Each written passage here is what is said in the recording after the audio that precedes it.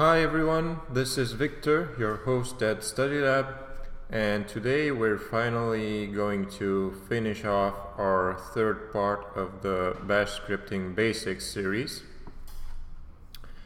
And we're going to take a look at if statements. So remember that during part 3, which was split into multiple videos, we basically discussed the ins and outs of the test command, the bracket syntax as a synonym for the test command, then the double bracket syntax and its differences with the single bracket syntax, and finally the double parenthesis for arithmetic calculations. So as I said, today we're going to be talking about if statements, and if we put everything together, everything we learned so far, I think we can code a simple bash script together here. So before we do that, just one last little trick here that we're gonna use. There's this variable in bash called random.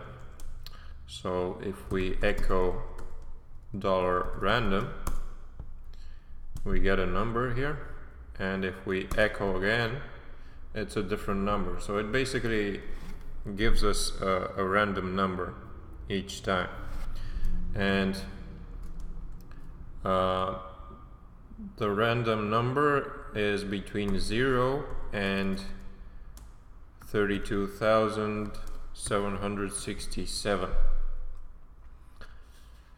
Now, if you assign a value to this random variable, let's say 23, what you're doing is you're basically seeding the random number generator. So it randomizes it further, basically. Okay, so now we know what the random variable is all about. Let's just code a simple guess the number game. So let's open Vim, guess. Okay, and now let's use bin bash as our interpreter, and let's just seed our random generator and type in just a random number in there. And now we're going to pick a random number. So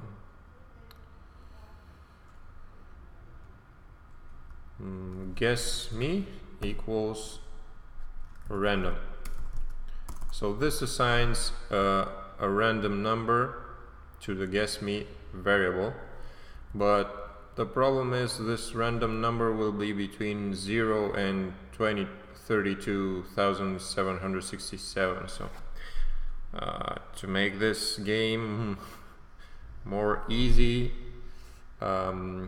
we could maybe restrict this from two numbers between 1 and 100. So since this always begins, well, since random numbers begin with 0, we'll just add, let's use our double parenthesis, and let's add 1 to this random number here, so the minimum becomes 1 instead of 0. And then we'll divide all of this by 327.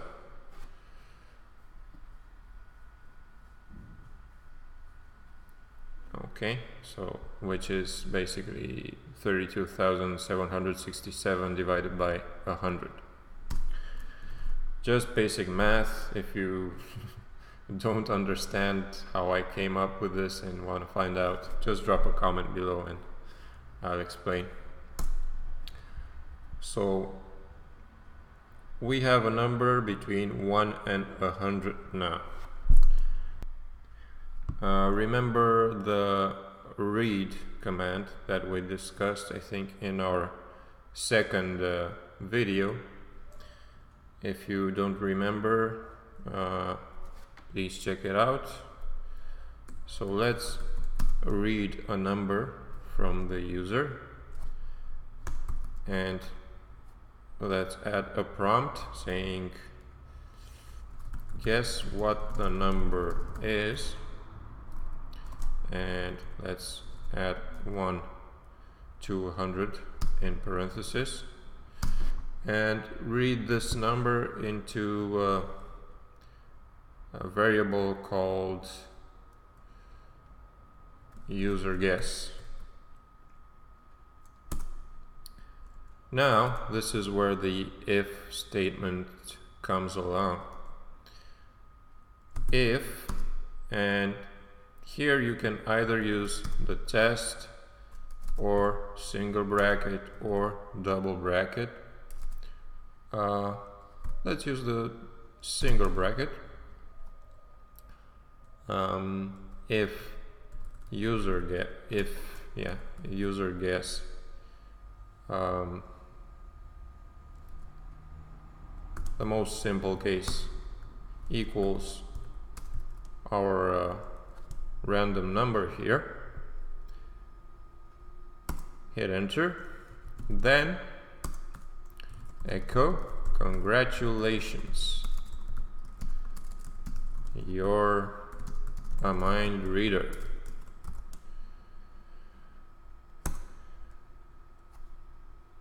So pretty basic up until now. If space and then you have a conditional expression, and you can use either test or the single bracket or the double bracket, whatever you prefer. Then we have elif, which is basically the else if that you normally have in programming languages. So elif user guess is less than, and remember that with the single bracket we must escape the less than operator. If the user guess is less than our number, then echo try a bigger number. And finally, else echo try a smaller number. Oh, sorry about that. And phi. So this is this seems really weird at first, but instead of using and if or something like that, they use basically the reversed string. So if the structured command is called if, then it ends with the keyword fi, which is the inverse, the reversed string. Okay, so what else can we do here? Well, since we're not using loops right now, we need a way to execute our script again if the number is wrong. So let's just use, you can do like this, dot slash and the name of our script, Let's keep it simple for now. Or the same thing like this, or source. Let's use source, it's more easy to read. Source, yes. But now what happens is every time this runs, our guess me variable is going to change. So in order to avoid this, let's do first of all, let's add another if here, and if guess me, if it's null, basically if it's not set yet, then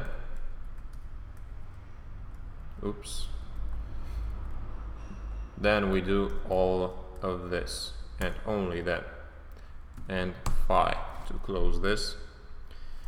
And once they do guess the number, we just want to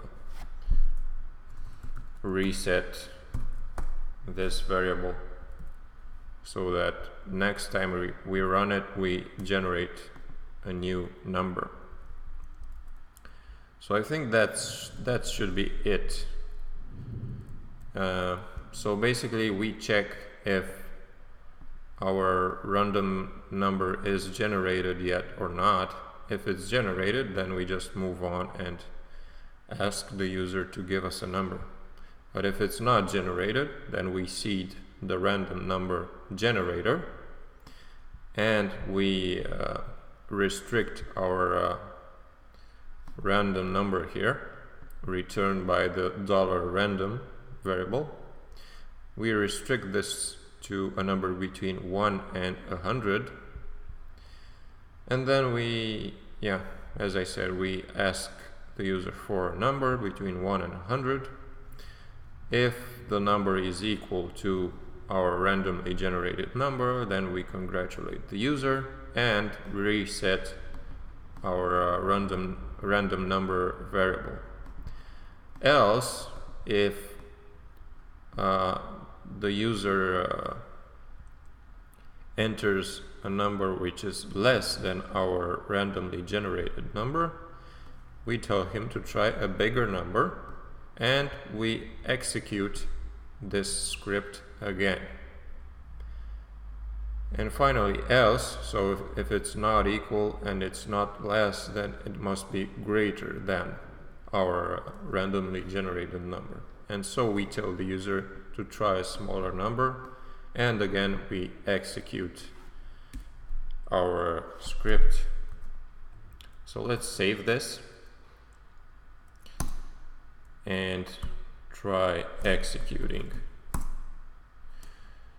Syntax error at line 6. So there's something wrong here. Unexpected token. I know what it is. Common mistake. So since we're assigning the result of all of this calculation to a variable, we must use the dollar symbol as a prefix. Save this.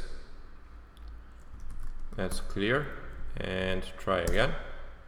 Guess what the number is. So let's try 32. Try a bigger number, and now it executed the script again. So we're going to try 45. Try a bigger number, 73. Even bigger number, 90. Smaller number, so 83. Even smaller, 78. Smaller, so it's between 73 and 78. Let's try 76. Congratulations, you're a mind reader. So that's our first bash script, a fun little game. Before we wrap this up, just a few notes. This if-then syntax can also be written like this. You add a semicolon and then you can type the then command on the same line.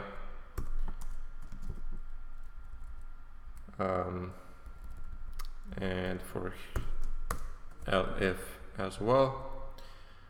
So basically what the semicolon does is it lets you execute multiple commands on the same line. Remember, Bash isn't your regular programming language. It's a scripting language, and it basically treats everything as a command in the command line. So this is not like your regular C if statement. So you might find the semicolon weird, but remember, for Bash, this is basically one instruction, one command. The then is a separate instruction. Okay. Yeah, so I think that's pretty much it for today.